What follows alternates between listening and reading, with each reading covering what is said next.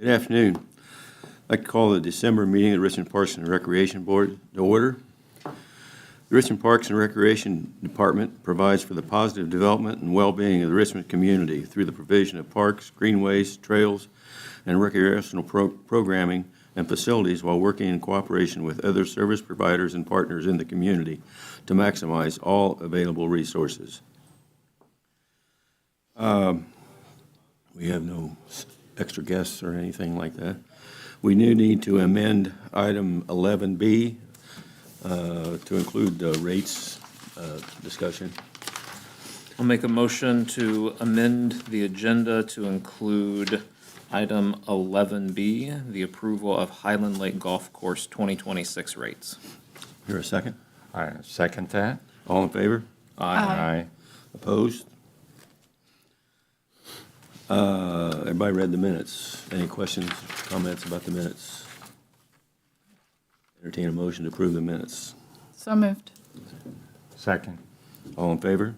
Aye. Opposed? Park Superintendent report.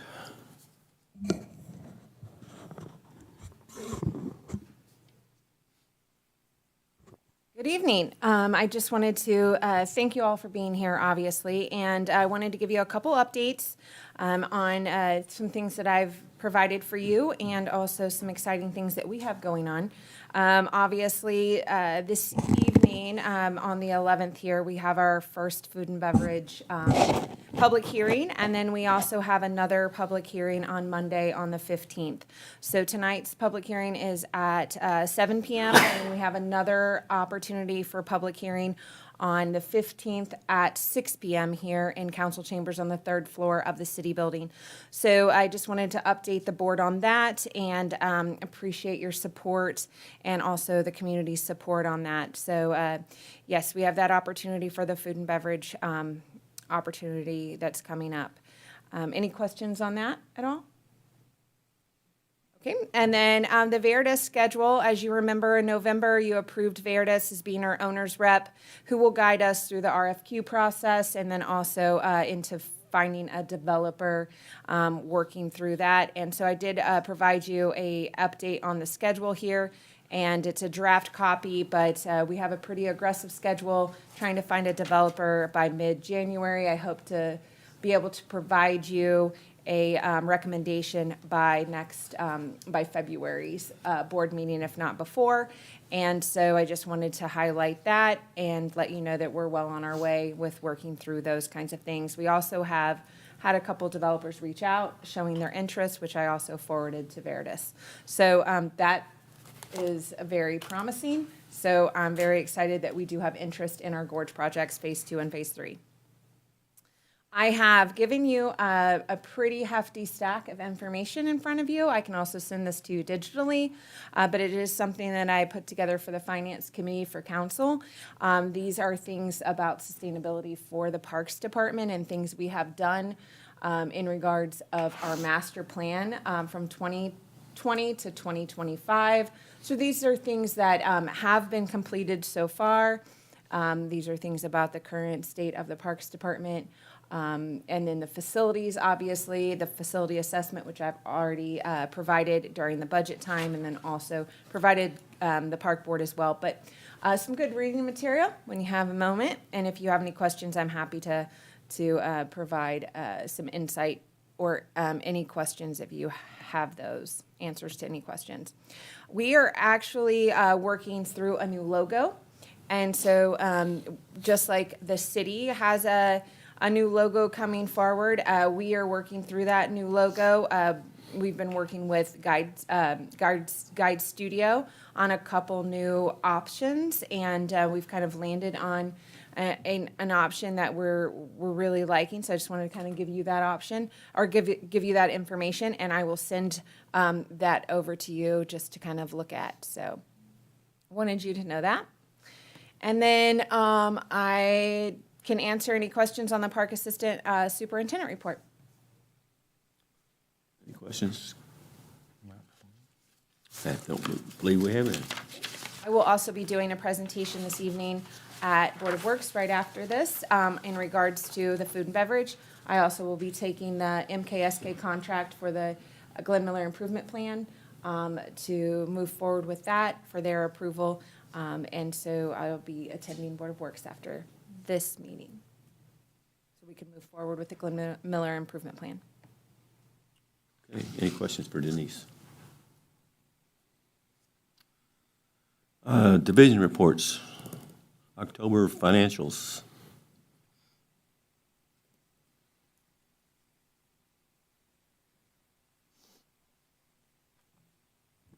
Hello. I don't have much for you. I just wanted to point out a correction that was made, that when doing the recaps in October, there was some of Wes's or Highland's daily fees that were put in the line above. So you'll see on the improvement fee for the reservoir, 5014, there's 13,373.03. That got moved to Highland's daily fee, which is on the Highlands 5003 account. So it doesn't reflect on this one, but we caught it and it got moved, and so it's corrected going forward. But that's all I really have that stands out for this financials, unless anybody had any questions. Always looking for anything we can help out the golf course. Any questions? No. Okay, thanks, Emma. Thank you. Golf division. Wes? OS. I'd like to tell you that developed today, that I haven't told Denise yet, but a junior golf tour called the Hurricane Junior Golf Tour from Florida has picked Highland Lake to do their event in September, the 26th and 27th. It's a national-wide junior golf tour. They just had their finals last week of over 1,000 kids. That's amazing. Wow. So we could be hosting from people all over the country, maybe 50 to 60 kids. They block tee times from 10 to 12:30 on Saturday and Sunday, so it won't hinder our revenue. It'll just be hosting an event. Yeah. As far as the report, since Thanksgiving hit, the Mother Nature hit a light switch, and haven't been able to have any play. So December's been pretty drab, but I've come up around 459,000 is what we ended up doing for the year. But obviously the numbers will reflect that. And then I gave you a packet. The first page, it just shows a membership rate comparison to other golf courses in the area. I tell you what, it's hard to do research to find out what these golf courses are charging. It's almost like Fort Knox trying to find out their rates. But this kind of gives you an idea of where we stand with everybody else. The second page is the daily rate comparison, which shows the weekday, weekend, and senior. Kind of show where we're at there. And then we're raising the rates for 2026, and I've got a percentage of how we're raising those rates. And our daily rate's gonna go to 40 next year, and our weekend rate's gonna go to 45, basically raising $1. And then the next page shows you this year's membership, and then 2026 memberships revised. As far as that weekday pass, we did have 26 to 28 new members take advantage of that. So we're going to raise that up 10% to $1,100. And then the last page shows you what we're going to do as far as a membership drive. Between January 5th and January 19th, you're going to be able to take advantage of last year's rates. You must pay it in full. January 20th to January 31st, 2026 rates kick in, but we're going to include a free range pass, which is worth $275, must be paid in full. And then February 1st to February 14th, 2026 rates will include 4 free guest passes. So kind of an incentive to get people to get the memberships. And then after February 15th, it'll just be a membership only. So that's what I have for you. good next year. We've got everything buttoned down and a lot of the equipment taken care of. We're ready to go for next year.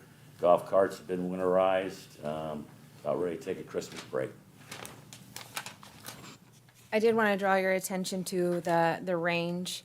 That would be raising approximately $2, just as a side note. That would be the buckets, $12 instead of 10, 9 instead of 7, 7 instead of 5. And that it should. I mean, that driving range is pretty busy. We think this is a very, very small increase. We definitely could have increased a lot more. We talked a lot about it. We haven't really raised the rates. No. Since 2021. We kind of kept it affordable with everything else raising. But now with the expenses that we concur, you just have to. You got to raise the rates. And I know it's just a small increase, but it is something I think that needs to happen. We've, again, talked about it in length. We just don't want to do a lot. I mean, we want to make sure that we've got the course in adequate condition. The water, the greens, the irrigation, which is coming, and that's what we want to secure before we raise any rates any higher. That makes sense. I think that's a good approach. Let's get it in the kind of condition that you want it for everybody that plays.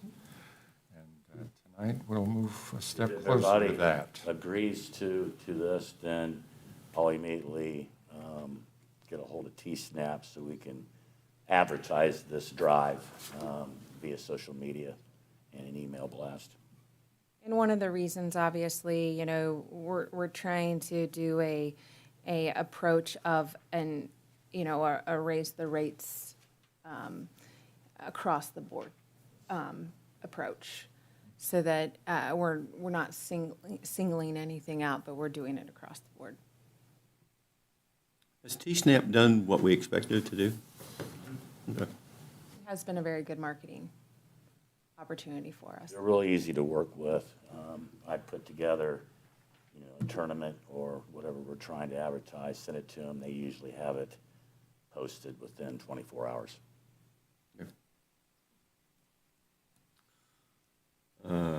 Guess we need a motion to raise the rates.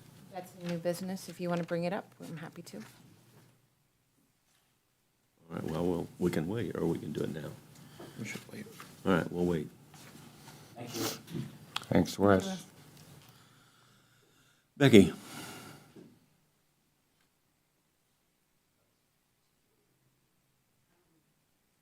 Well, we're still growing. We had 16 new members in November. We had 7 already in December, so we're still growing. We're blessed to have the low vision group meeting at our center now once a month, so that met today too. It's their second time, and it's very fun to see new people come in and be able to meet together. I've had tons of members helping out. So we had Kebra who came and said, let me redesign your bulletin boards. So we learned how to take them down ourselves with our screwdrivers and found out every screw was different. So it was exciting to trade out. But she took them home, spray painted them, we put them up, and we actually look kind of modern.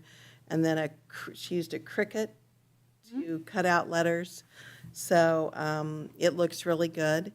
Our history is amazing. I should probably bring that for you all to see, so I'll do that next meeting.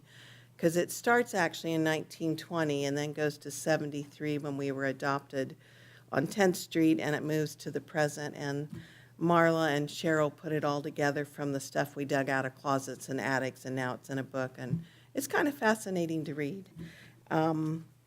We started Mahjong. That's been interesting. Today was the first day, but we advertised it in November, and now we have people coming to learn to play it.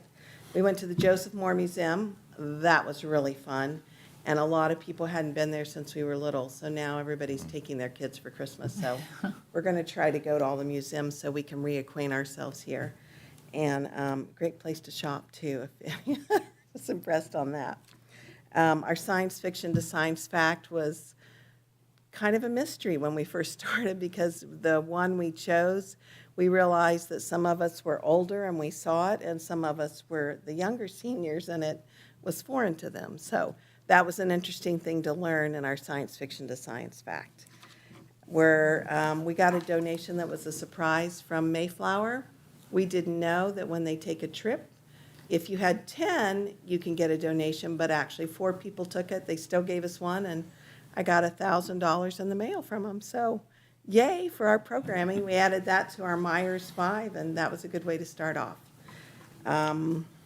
We have some exciting news. We've raised enough money to do the carpet and the floor completely in our little kitchen, and the parks finished the ceiling that we needed to have redone.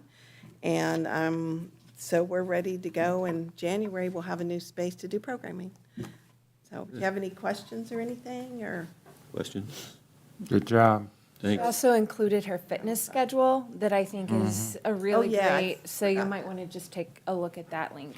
We updated that, and here's another brochure. We've actually made a brochure. I thought this was funny. I gave the words to the council. Yes. The council's really creative, and they made this brochure, and it was interesting because some of the comment from the council, they loved it after they saw it, the senior council, but they're like, the people look older. We are. But anyway, it's kind of a neat little way to advertise, so we wanted to find a way to get ourselves into the community. So the plan is that every time somebody goes to a doctor's appointment or whatever, they'll take a brochure and a newsletter, or several of them, and say, can we leave these here for people to see? So try to get the word out. But thank you. Farmers Market report. I understand Lucas Gosnell's here to talk about bridging the gap.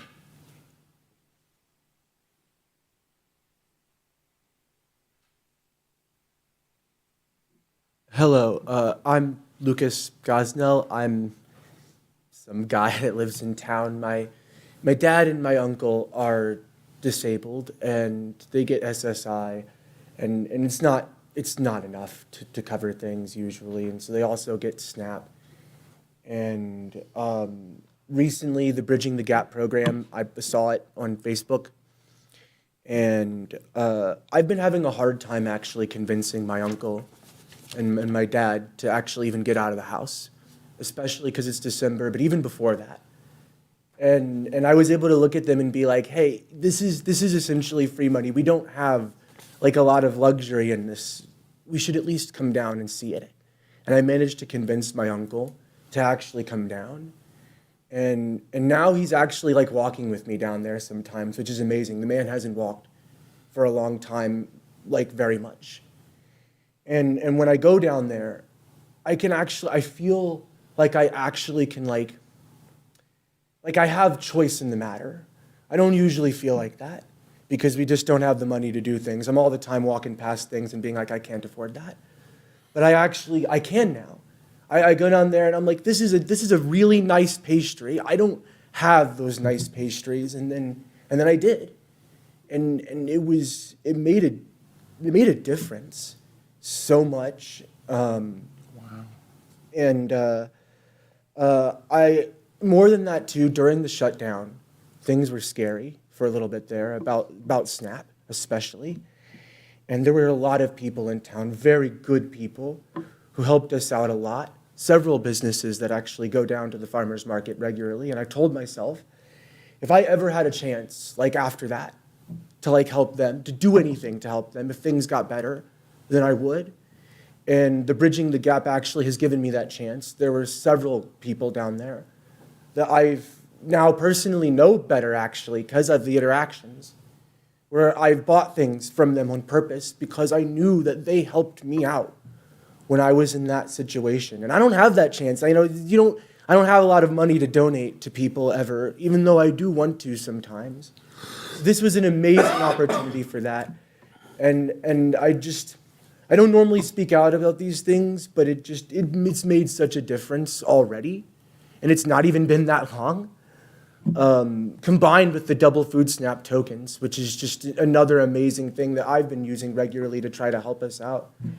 And we've been cooking at the house. We've been making new different things. I just wanted to say it's been an amazing thing. It's made a huge difference, and programs like this really, really matter. It means so much. And I want to say thank you to the farmers market, the people who run that, and the Parks Department for it, because they've been good to me my whole life. I actually have truthfully very cynical opinions about city government and being involved in it, but the Parks Department is always the thing that gives me like hope in that regard all the time, always. So that's what I wanted to say about that. Thank you very much. I We appreciate really that. appreciate that. Thank you so much, Chris.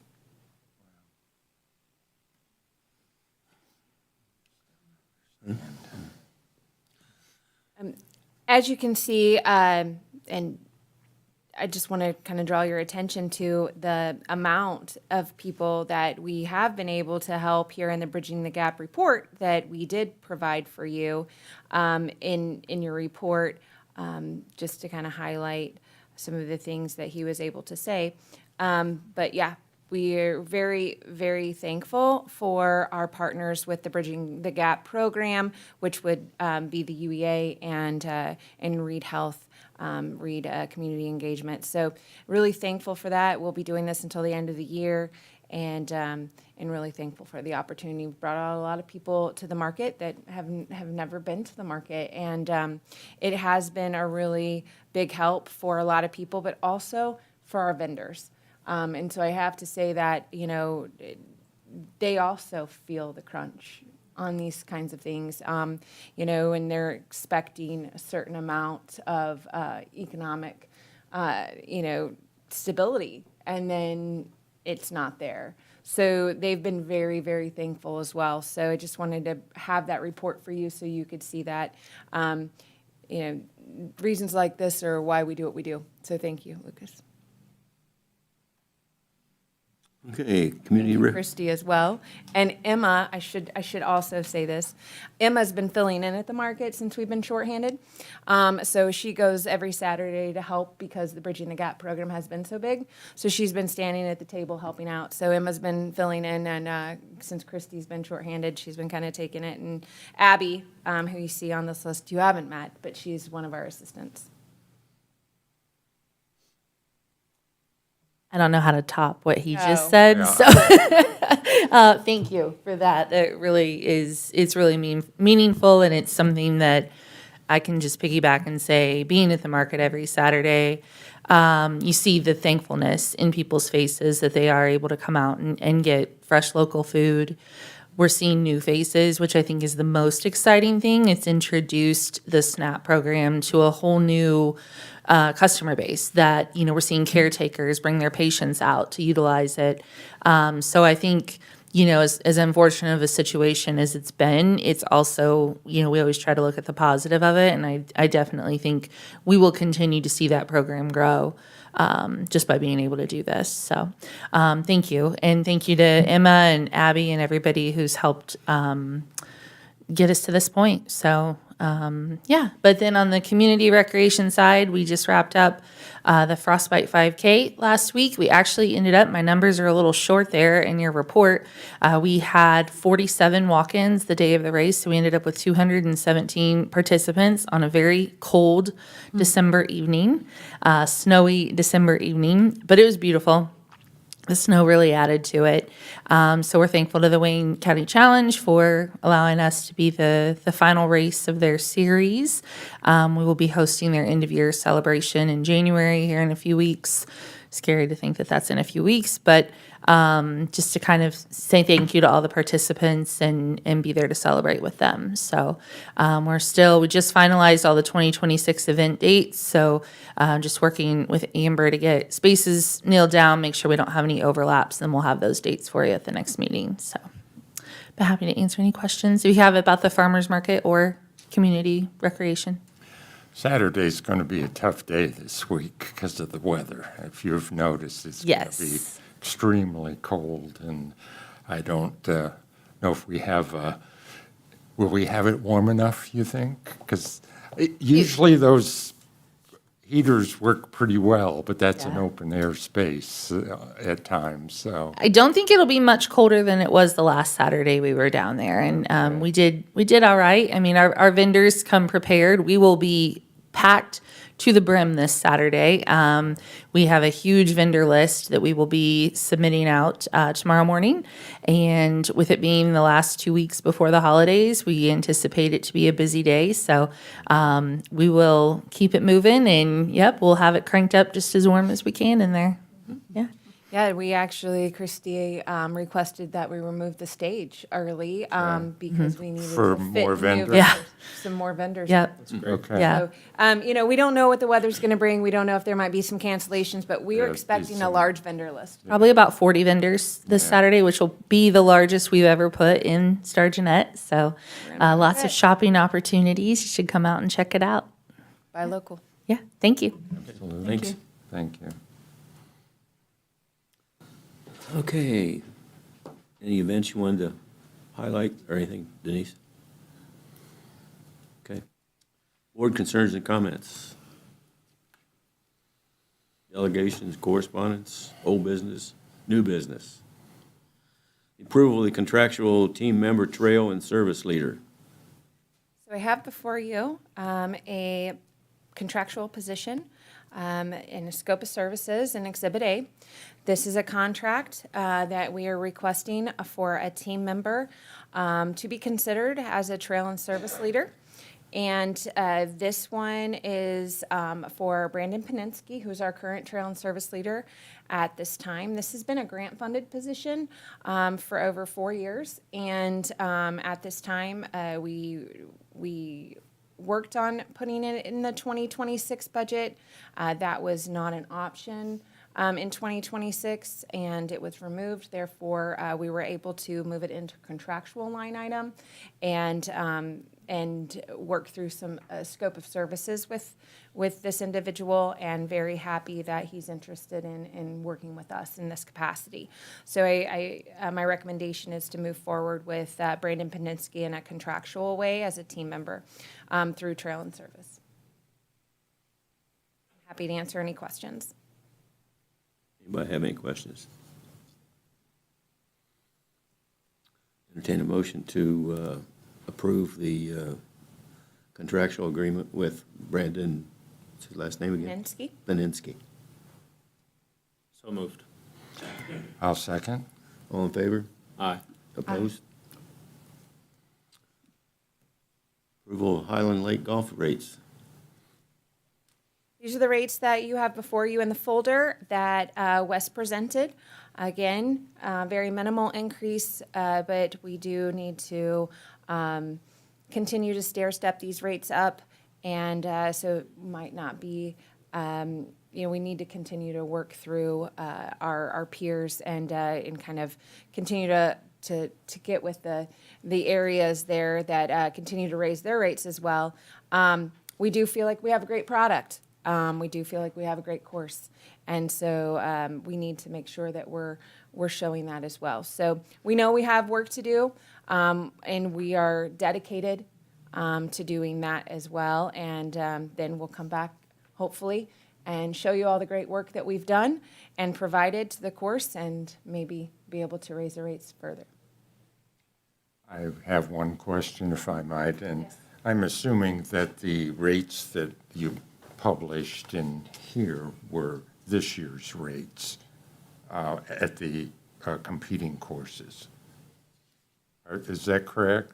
I just did research for this fall. Some of them are for next year. Some of them are for next year. Again, it's like pulling teeth. Yeah, that's it. The golf course industry, they like to hide their rates just so, because everybody does the same thing, where they're looking at me. Well, what am I charging? Yes, And so a lot of that research is done by the players. If I know someone goes to that golf course, what did they charge you? So sometimes it's not just, it's a little bit more than just getting online. oh, yeah. See, and I ask questions. What did they charge you for a senior rate? That way I get a little better idea.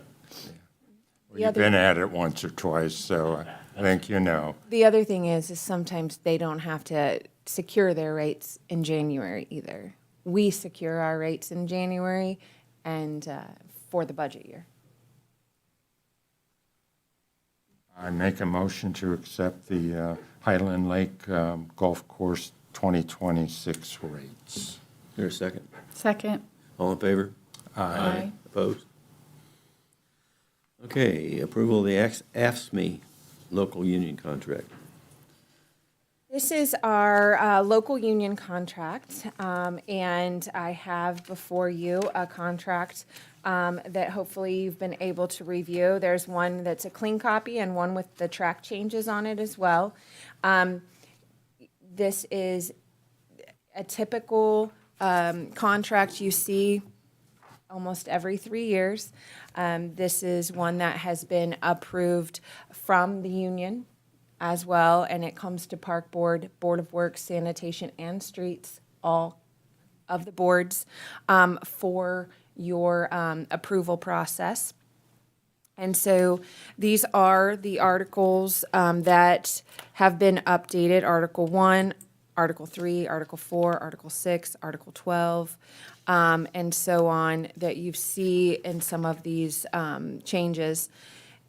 I'm not sure if you have had a chance to look through these or have any questions in regards to this. Some of the changes on the track changes were grammar or simply aligning with our original employee handbook.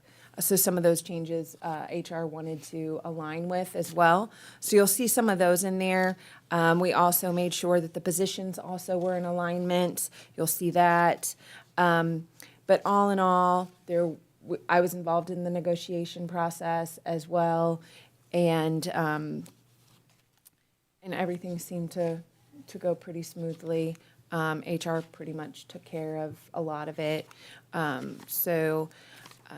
I can answer any questions that you might have on any of it that you are concerned about.